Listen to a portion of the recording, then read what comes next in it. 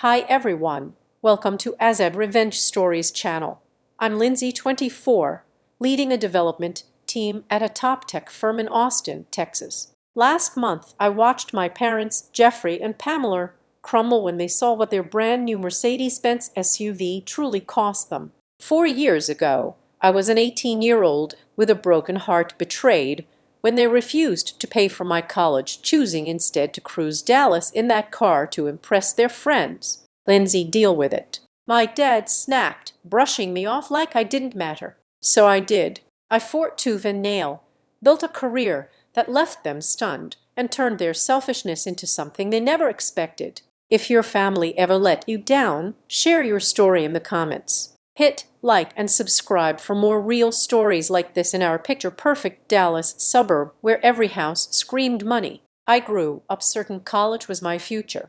My dad, Jeffrey, owned a construction firm that built half the mansions around us. And my mom, Pamela, handled PR for upscale brands, always looking like she belonged on a billboard. We weren't billionaires, but we lived like it. Private school beach trips to Galveston, a lifestyle that turned heads. From my earliest memories, my parents were fixated on appearances. Dad shelled out thousands for country club memberships to network with big shots, while Mom threw charity galas to flaunt our floorless home. Perception is everything, Lindsay. Dad would lecture when I questioned why we needed a new Lexus when our old one worked just fine. People respect what they see. Despite their obsession with image, my parents swore education was the path to success. My straight-A report cards were practically trophies in our living room. When I took first place in a regional coding contest in 9th grade, they paraded me to their friends as our tech prodigy. "We're saving for your college," Mom promised me through high school, her tone leaving no room for doubt. "Just get into a top school, and we'll handle the rest." I trusted them. How could I not? Their lifestyle screamed wealth, new decor, designer outfits, a kitchen remodel that cost more than most cars. Their words backed my dreams. So I poured my heart into studying. While my friends hit parties on weekends, I was coding late at the library or taking extra courses at the community college to pad my applications. My computer science teacher, MS. Ramsey, saw my talent for algorithms and became my guide. "You're something special, Lindsay," she said in junior year, her voice full of belief. "A program like UT Austin or Texas A&M could launch you." Her encouragement fueled me. I aimed high. UT Austin, Texas A&M, even Georgia Tech, the best computer science schools out there. I spent countless nights polishing essays, prepping for interviews, making sure every application was perfect. My parents seemed fully on board. They covered my SAT prep classes, drove me to campus visits, and turned mailing my UT Austin application into a ceremony. "This is your shot at the big time," Dad said, grinning as he dropped the envelope in the mailbox. Mom beamed. "We're so proud, sweetheart." But there was a secret they kept buried beneath their polished exterior. Behind the country club brunches and Mom's designer bags, my parents were sinking in debt. The fancy cars, home upgrades, gala donations, it was all financed, a fragile act they maintained to keep up appearances. They hid it well from me, from their friends. To everyone, we were the Chapmans, the family who had it together. To me, they were the parents who'd vowed to support my future. I didn't know they were walking a financial tightrope, ready to trade my dreams to protect their facade. By senior year, my classmates were freaking out about college costs. Lunch conversations revolved around scholarships, loans, and financial aid packets. Some friends swapped their dream schools for cheaper ones. "You're so lucky," my friend Brooke told me one day, her voice heavy with envy. Her parents were pinching pennies for her community college fees. "Your folks can afford anywhere." I nodded, gratitude swelling in my chest. "Yeah, they've been saving for my education my whole life," I said, echoing Mom's words. I believed it completely. I was banking on it. March of my senior year, the acceptance letters started rolling in. Texas A&M came first, followed by other strong schools. When UT Austin's letter arrived, I tore through the house screaming, waving it like a flag. Georgia Tech followed a week later. I had choices: real life-changing choices, and the future I'd worked for felt so close I could taste it. That night, I texted my parents, who were at some fancy mixer, asking for a special dinner to discuss college plans. Mom replied fast, suggesting the Capitol Grill, our go-to steakhouse for celebrations. "Let's make it big," she texted with a flurry of confetti emojis. I spent the evening browsing UT Austin's dorm options, imagining myself coding in their labs, building projects that could shape the world. Everything seemed to be falling into place. I had no clue my parents had other plans for the money they'd promised me. I didn't see the cracks in their perfect image the way they were scrambling to cover their debts. I couldn't imagine that the dinner I was so pumped for would shatter everything I thought I knew, that the future I'd built in my mind was about to be torn apart, not by accident, but by their decision. That Friday night at the Capitol Grill felt like a dream at first. The steakhouse buzzed with the clink of glasses and low laughter, the kind of place where Dallas's elite came to be seen. I'd dressed up in a black dress Mom had picked out for special occasions, my folders stuffed with printouts about UT Austin, Texas M, and Georgia Tech program details, campus maps, the works. My heart was set on UT Austin, but I wanted to weigh every option with my parents. The hostess led us to a plush corner booth, a candle flickering between us. Dad ordered a bottle of red wine, $200. I'd later learn to toast my acceptances. "To our star," he said, raising his glass, his smile wide. Mom chimed in, "We're so proud, Lindsay. Top schools like these, you've outdone yourself." I couldn't stop grinning. This was it, the moment I'd pictured for years. I pulled out my folder, eager to dive into the pros and cons. I'm leaning toward UT Austin. I started flipping to their computer science page. The program's top tier, and it's close enough for visits. My parents traded a glance, quick but sharp, like a warning I didn't catch. Dad set his glass down, his smile tightening. "About that, Lindsay," he said, his voice shifting to a tone I'd never heard before. "We need to talk about the financial side of college." I nodded, still clueless. "Sure, I know these schools aren't cheap. Texas M offered some merit aid, and we can look into scholarships." Another look between them. Mom reached for her water, took a slow sip, and set it down with care. "Lindsay," she said, her voice smooth but cold, like she was closing a deal, "your dad and I have decided we are not paying for your college." The words hit like a punch to the chest. I stared at her, certain I'd misheard.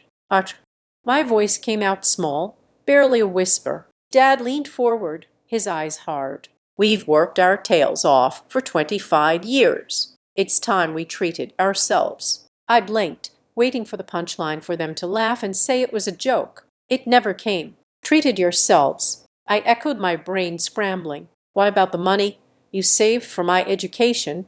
Mom's smile didn't waver, but it was empty. "Plans changed, sweetheart. We've ordered a Mercedes-Benz SUV, top-of-the-line custom rims, the whole package. It's being delivered next week." My mouth went dry. "A car," I repeated, my voice cracking. "You're choosing a car over my college." Dad's jaw tightened. "It's not just a car, Lindsay. It's an investment in our image. You don't get how much appearances matter in our world." I felt the room spin, the chatter and clinking glasses fading to a dull raw. "But you promised," I said, tears burning my eyes. "All those years, you said you'd handle it if I got into a good school." Mom sighed like I was being dramatic. "Promises aren't contracts, Lindsay. There are loans, scholarships, work-study programs. Kids your age figure it out." Dad nodded, cold as stone. "You need to learn to stand on your own. We are done carrying you, carrying me." I snapped, my shock turning to fire.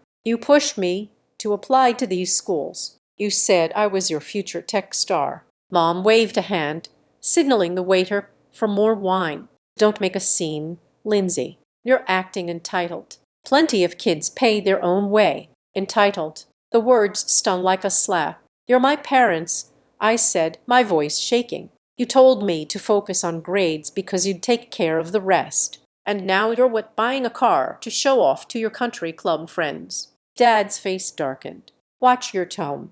We've given you 18 years of a good life. That's more than enough." Mom leaned in, her voice low but sharp. "And one more thing, Lindsay. This stays between us. You don't go blabbing to your friends or anyone else. Our image is on the line and you'll respect that." I stared at them, my heart pounding. They weren't just taking my future. They wanted me to lie to protect their facade, to pretend everything was fine, while they drove around in a car that cost more than a year at UT Austin. The waiter brought our appetizers, oblivious to the bomb they'd just dropped. I couldn't touch the food, my stomach churning. "So what am I supposed to do?" I asked, my voice raw. "Give up everything I've worked for?" Dad shrugged, slicing into his steak. "Pick a cheaper school, get a job, take out loans. Life's not a free ride." Mom sipped her wine, her eyes cold. "Deal with it, Lindsay. We've done our part. Now it's our turn." The rest of the dinner was a blur. They talked about the car, leather seats, sunroof, how it had turned heads at the next garler while I sat there numb, my dreams crumbling. When Dad's credit card came back after covering our $300 meal, I couldn't help but think that single bill could have bought my textbooks. Back home, I locked myself in my room, collapsing onto my bed. My phone buzzed with a text from Brooke asking which college I'd picked. I couldn't reply. How could I tell her my parents chose a car over my future? How could I explain to UT Austin I wasn't coming because my college fund was parked in our driveway? I cried until my throat burned, waves of shock and betrayal crashing over me. But sometime past midnight, something shifted inside me. If my parents wanted me to deal with it, I would not for them, but for me. They didn't believe in my dreams, but I still did. Somehow I'd find a way forward, even if it meant starting from nothing. The next morning, I woke with puffy eyes, but a spark of resolve. If they wouldn't help, I'd find someone who would. I just didn't know how hard that fight would be. If my parents thought I'd crumble because they chose a Mercedes-Benz SUV over my college fund, they were dead wrong. I wasn't doing this for them anymore. I was doing it for me. I grabbed my phone and started calling financial aid offices, my voice shaky but determined. UT Austin. My dream school was first. The administrator was kind but blunt. "Ms. Chapman, your parents' income is well above our need-based aid threshold," she said. "Since they're your legal supporters, you don't qualify regardless of their refusal to pay." I called every school that accepted me. Texas A&M, Georgia Tech, smaller programs. The answers were the same. My family looked rich on paper, and the system didn't care that my college fund was now parked in our driveway. With elite schools out of reach, I turned to state universities. The University of Texas at Arlington offered a partial merit scholarship covering about half the in-state tuition. It wasn't UT Austin, but their computer science program was solid, and it was my only shot. 2 weeks after that gut-punch dinner, I faced my parents in our too-perfect living room. "I'm going to UTA," I said, my voice steady despite the knot in my chest. "I'll live in the cheapest dorm, work part-time, and take loans for the rest." Mom looked relieved, like I'd solved their problem. "That's practical, Lindsay. UTA is a fine school." Dad nodded, his face blank. "Sounds like a plan. No apology, no guilt. Just a quick shift to their next obsession, the car's delivery date. The interior's unreal," Mom gushed, scrolling through photos on her phone. I walked away, my stomach twisting. I landed a summer job at a Mal coffee shop, pouring lattes for $8 an hour. The day before their SUV arrived, I helped Mom unpack her new designer sunglasses, each pair worth more than my future textbooks. They barely noticed me, too busy posting the Mercedes on social media with captions like "living the dream." While I pulled double shifts, my phone buzzed with their updates. Them posing by the car, grinning at country club events, their debt-fueled facade still airtight. I stopped checking their posts after a week. The betrayal too raw. August came and I moved into UTA's oldest dorm, a cramped room with peeling paint and creaky beds. My roommate Brooke was a mechanical engineering major from Fort Worth, also working her way through school. "This place is rough," she laughed, stacking her books on a shaky shelf. "Better than nothing," I said, my mind flashing to UT Austin's glossy dorms. Reality hit fast. I'd scored a job at the campus library, 10 hours a week, and another waiting tables at a local diner, weekends and 2 weeknights. Between classes, work, and studying, I averaged 4 hours of sleep. Meals were instant noodles or diner scraps, whatever I could grab.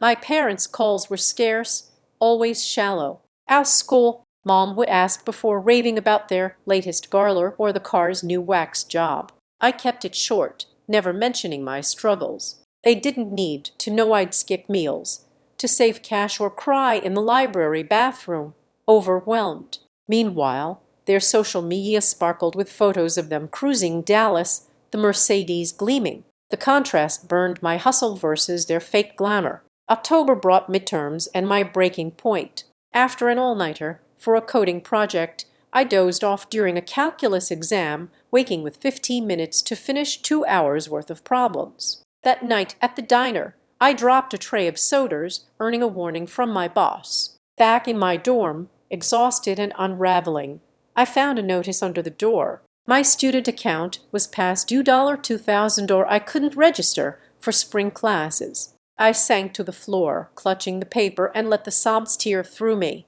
How could I keep going? I was failing schoolwork, everything. Maybe my parents were right. Maybe I wasn't built for this. Brooke found me there curled against my bed. "Lindsay, what's wrong?" she asked, sitting beside me. I handed her the notice, choking out the story, my parents' betrayal, the car, the loans I couldn't get without a cosigner. She listened, her face softening. "That's messed up," she said. "Parents are supposed to have your back." I shook my head, tears falling. "I don't know how to do this. I'm drowning." Brooke gripped my shoulder. "One step at a time. Anyone else you can call? Grandparents, maybe." Her words clicked. My grandma, Edith, had always been my biggest cheerleader. She'd sent me a $1,000 check for graduation, which my parents had borrowed for their car payment, promising to repay it. They never did. I called her the next day from a campus bench, my voice trembling as I spilled everything. "Jeffrey did what?" She snapped, her outrage like a lifeline. "That money was for your education. I raised him better." By the end of the call, she'd offered to co-sign a private student loan and send a small monthly stipend, enough to cut my diner shifts and breathe. "You're worth investing in, Lindsay," she said firmly. "Don't let anyone say otherwise." With my grandma's help and Brooke's support, I scraped through that first semester. My grades weren't perfect, but they held up. My coding professor, Dr. Stephen Grant, noticed my work on a group project and offered me a research assistant spot next term, a job that paid better than the library and gave real experience. My parents returned from a Houston trip, their Mercedes, now sporting custom plates, and called to check in. I didn't mention Edie for my struggles, keeping our talks brief. "You sound tired," Mom said once over a dinner I wasn't invited to. "College is tough," I replied, leaving it there. Christmas break meant 3 weeks back home, sleeping in my old room, while my parents turned my study nook into a lifestyle corner for Mom's yogurt gear. Photos of their Mercedes lined the walls where my coding awards once hung. "Self-reliance builds character," Dad said. One night, pouring another whiskey, I bit my tongue, slipping to my room where I cried silently, just like that night after the Capitol grill. But these tears were different. Not just pain, but defiance. I'd make it not because of them, but despite them. And deep down, I knew this was just the start of my fight. Spring semester at UTA marked a turning point. With Grandma Edith's stipend and Brooke's pep talks, I found a rhythm classes research assistant work with Dr. Stephen Grant and fewer diner shifts. Sleep was still scarce, but I could breathe. My coding skills sharpened, and I started to see a path forward, not just survival. Dr. Grant, my professor, noticed my knack for algorithm design. "You've got a spark, Lindsay," he said after I debugged a complex project. "There's a regional coding competition coming up. You should join our team." I hesitated. My plate was full, but his belief in me was hard to ignore. I signed up, spending late nights practicing with teammates, fueled by coffee and defiance. If my parents thought I'd fail without them, I'd prove them wrong. The competition was intense, with teams from UT Austin and Texas M schools I'd once dreamed of attending. To my shock, our UTA team took second place, beating several heavyweights. Dr. Grant beamed afterward. "Your algorithm optimizations carried us," he said. I'd like to recommend you for a summer internship at CodeSap Technologies. My heart raced. CodeSap was a rising tech firm in Austin, competitive, but well-paying with housing included. I threw myself into the application, building a portfolio of my best code practicing interviews with Brooke until I could ace every question. When the offer came, I called my grandma first. I got it. I shouted, my voice cracking. Full-time, 12 weeks housing covered. She laughed, warm and proud. I never doubted you, Lindsay. My parents' reaction was another story. I called to say I wouldn't be home for summer, hoping stupidly for a shred of pride. Mom sounded annoyed. What am I supposed to tell people when they ask why you're not here? She complained. Dad cut in, his voice sharp. No need to make it sound like we're the bad guys. You're doing fine. I swallowed the hurt. I got a prestigious internship. I said, my tone icy. Maybe mention that. The call ended fast. Their silence louder than words. They didn't care about my win. They cared about their image. Still cruising Dallas in that Mercedes, posting blessed on social media while their debt piled up. As summer approached, my parents invited me to a charity gala they were co-hosting in Dallas, a glitzy event for their country club crowd. They even offered to cover my bus ticket, maybe feeling a twinge of guilt after our call. I wavered but went, telling myself it was a chance to mend things. The gala was at a swanky hotel, all chandeliers and champagne. Mom had decked out the venue, and their Mercedes was parked out front, waxed to a mirror shine. We stopped to save topics at first, whether my cousin's new job, avoiding the elephant in the room. Then came the dinner, a long table packed with their high society friends. Dad stood to introduce me, his smile polished. This is our daughter Lindsay, the coding whiz, he said, his voice dripping with fake pride. She's at UTA, making us proud. One of his golf buddies leaned in. Uter. I thought she was headed to UT Austin or some Ivy League. Before I could speak, Mom jumped in, her laugh too bright. Lindsay wanted to stay local, didn't you, dear? My blood boiled. They were rewriting history, painting themselves as supportive parents. I set my glass down, the clink cutting through the chatter. Actually, I said, my voice steady but loud enough for the table to hear, I'm at UTA because my parents chose a Mercedes-Benz SUV over my college fund. They told me to deal with it instead of paying for UT Austin. The room went dead silent. Dad's face turned to stone. Mom's smile froze like a mannequin's. Their friends shifted uncomfortably, eyes darting. Lindsay's exaggerating, Dad said, forcing a chuckle. We just encouraged her independence. I locked eyes with him. Is that what you call it? Because I remember you saying, we've done our part. Now it's our turn. Mom stood abruptly. Lindsay, help me with dessert in the kitchen. She hissed, her voice low but furious. In the kitchen, she spun on me. How dare you humiliate us like that?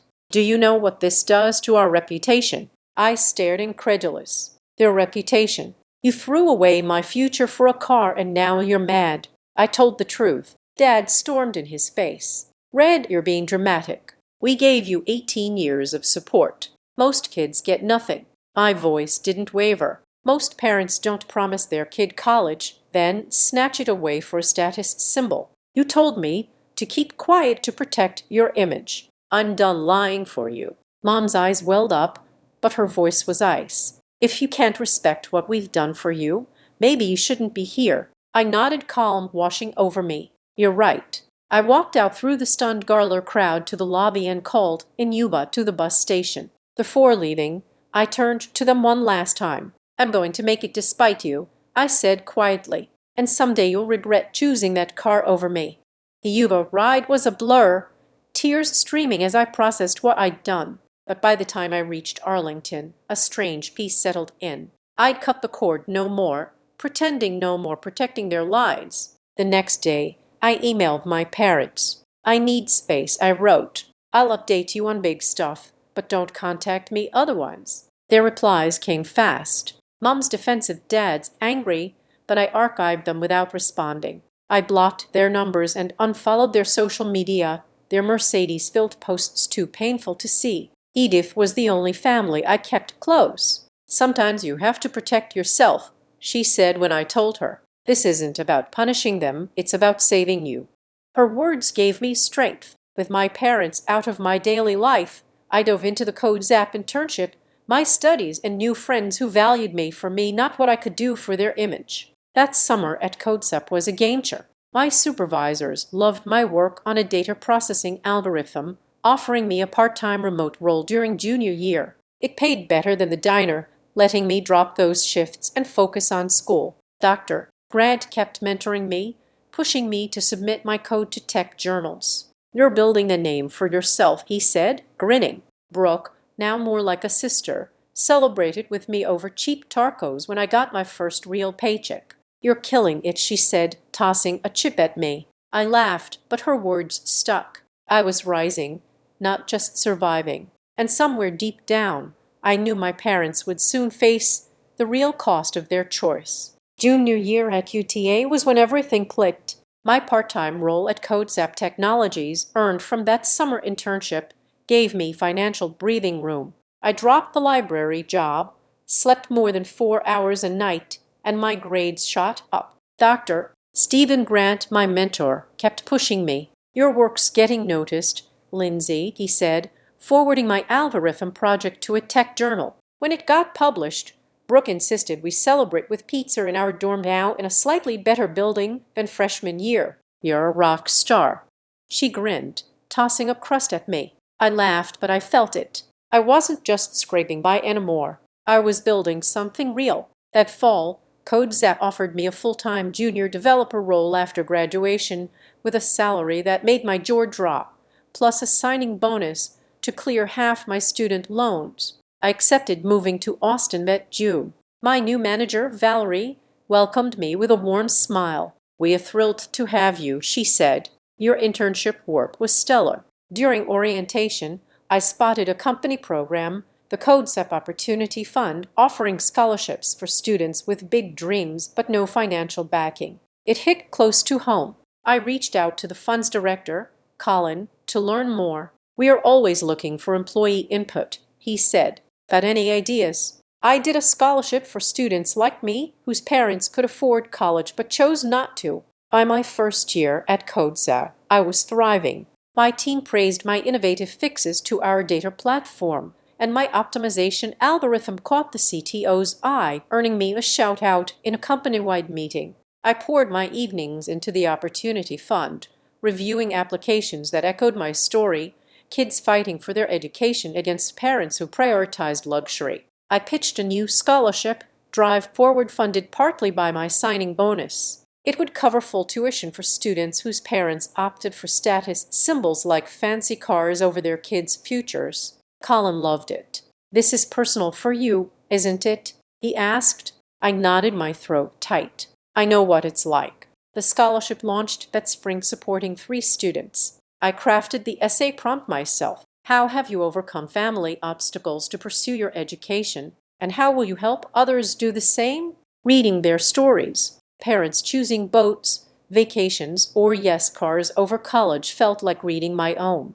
I added a mentorship component, pairing recipients with CodeZap employees for career guidance. Valerie jumped in as a mentor, saying, "You're changing lives, Lindsay." I didn't tell her it was healing mine, too. My personal life steadied. I moved into a small Austin apartment, my first real home. I joined a coding meetup, made friends, and started dating Randy, a finance analyst who got my complicated family history without judgment. "You're stronger for it," he said one night, walking me home. Edith, still my rock, visited for my 22nd birthday, bringing homemade cookies and a $5,000 check. "Pay down those loans," she said, hugging me. "I'm so proud." My parents, Jeffrey and Pamela, stayed on the sidelines. I sent brief updates, graduation, my CodeZap job, but their replies were curt, never addressing the past. I kept my distance, their Mercedes-filled social media posts, a reminder of why. 2 years into my CodeZap job, I hit a milestone. My team's new recommendation algorithm boosted platform efficiency by 30%, landing me a promotion to team lead. At 24, a tech magazine featured me in their Rising Stars list, citing my scholarship work. The article spread, And soon my parents emailed me subject line, "We'd like to talk." They were coming to Austin for Dad's industry conference and wanted to meet. I hesitated, talking it over with Edith and Randy. "You're in control now," Edith said. "Hear them out, but set your terms." I agreed to meet at a quiet cafe near my office, my turf. They walked in looking older. Dad's hair grayer, Mom thinner. "Lindsay." Mom said, her voice catching, reaching for a hug. I stepped back, offering a handshake. "Good to see you," I said, neutral. We sat, the air heavy with unspoken words. They made small talk, whether their flight before Mom broached my career. "We heard about your promotion," she said, tentative. "Kodzak sounds impressive." Dad nodded. "Big achievement for your age." I leaned back. "It took a lot of work," I said pointedly. "Work I did alone." They shifted uncomfortably. "We always knew you'd do well," Mom said, missing my tone. I cut in. "Want to see my office? It's a few blocks away." They nodded eagerly, maybe sensing a chance to reconnect. At Kodzak's sleek Austin headquarters, I signed them in, leading them to the open plan floor where my team worked. Colleagues waved and Valerie stopped by. "Lindsay's our star," she said, smiling. "Her algorithm's a game changer." My parents puffed up, basking in reflected glory. In my office, small, but mine with awards and team photos, they took it all in. "You've done so much," Mom said softly. Then Colin knocked. "Lindsay, the drive forward scholarship materials are ready," he said. My parents' heads snapped up. "Scholarship?" Dad asked. I took a breath, watching them closely. "Yes, I started the Drive Scholarship. It helps students whose parents have the means to pay for college, but choose things like luxury cars instead, like you did." Mom's face palled. Dad froze. "You made a scholarship because of us?" he asked, his voice low. "I made it because I know how it feels to have your future traded for a status symbol," I said evenly. "Every year we help kids like me, and my colleagues know why I'm so passionate about it." Mom's eyes filled with tears. "People know about us," she whispered. "Not by name," I said. "But they know my story, how my parents told me to deal with it. Because a Mercedes mattered more than UT Austin." Dad sank into a chair, staring at the floor. "We didn't think it would hit you this hard," he muttered. "You didn't think about me at all." I countered, my voice steady. "You cared about your image, not the years I struggled or the trust you broke." Mom dabbed her eyes. "We just wanted to live a little. We didn't mean to hurt you." I shook my head. "It's not about the car. It's about never owning up to what you did." Dad stood, his face tight. "So, you've been telling everyone we failed you." I met his gaze. "I've been honest about my journey. That includes you choosing a car over my education." The silence was thick. Mom broke it, her voice small. "We love you, Lindsay. We made a mistake." I nodded. "That's a start, but it's not enough to fix 4 years of damage." I walked them to the elevator, their steps heavy. As the doors closed, Mom's face crumpled, Dad's arm around her. I returned to my office, closing the door, feeling a quiet release. I'd said what needed saying. Weeks passed without contact. I focused on work, the scholarship, and my life with Randy and friends. Then one Sunday, Dad called. "Lindsay," he said, his voice tired. "Can we talk?" For the first time, he owned up. No excuses. "We were selfish," he admitted. "We justified it as teaching you independence, but we wanted that car more than we wanted to keep our promise. We hurt you, and I'm sorry." His words hit deep, unexpected. "Thank you," I said, my voice soft. "That means something." He asked to meet again. No pressure. I agreed, choosing a cafe near my apartment. At the meeting, Mom handed me a letter, her hands shaking. "I wrote it so I wouldn't mess it up." She said it detailed their regret, not just for the car, but for dismissing my pain, for hiding their debts, for letting pride ruin our bond. "We told ourselves we were helping you grow," Dad added, "but we were running from our own mess." I asked why now. Mom's eyes met mine. "Seeing your office, hearing about the scholarship. It showed us we weren't just a footnote in your story. We were the villains." Dad nodded, and then our friends started asking about it. Someone at the club heard about a scholarship for kids whose parents chose cars over college. It hit us hard. There was no instant forgiveness, no tearful hug. We agreed on small steps, weekly calls, occasional coffees when they visited Austin. They respected my boundaries, and I opened the door just a crack to something new. "We don't expect you to forget," Mom said as we parted. "We just want to try." Months later, they asked to fund the Drive Forward scholarship.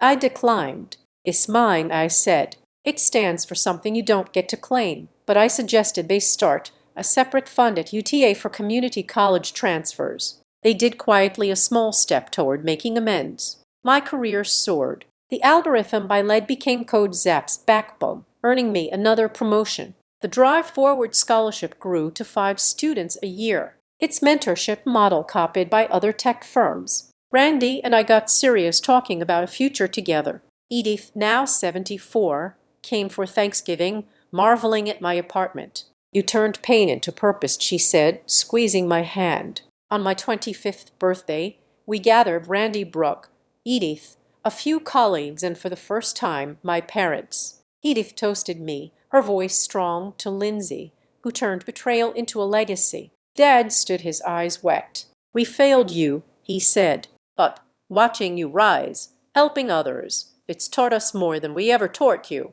Later, Randy asked how I felt. "It's messy," I admitted. "Part of me is still that 18-year-old crushed by their choice, but I'm choosing to let it fuel me, not break me." A letter from a Drive Forward recipient sealed it.